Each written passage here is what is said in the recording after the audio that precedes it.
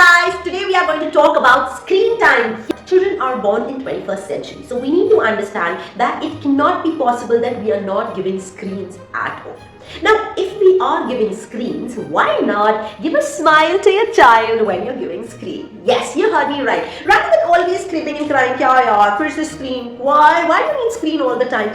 Let's make a difference by giving a screen time with a smile. Now, when we do that, what are the things we can do with our kids? Number one, create a schedule or a routine for screen so that the child knows this is my screen time. And number two, 10 minutes prior to that, give a reminder.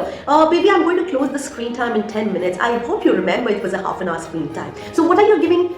You are giving an indication and you're giving a signal to the child that in next 10 minutes, I will switch it off. So the tantrums will obviously reduce. Number three, what the child is watching.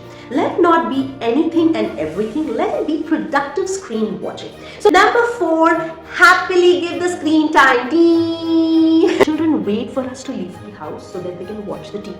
They wait for us to sleep so that they can hide and see the TV. Do we want the children to do that? We don't.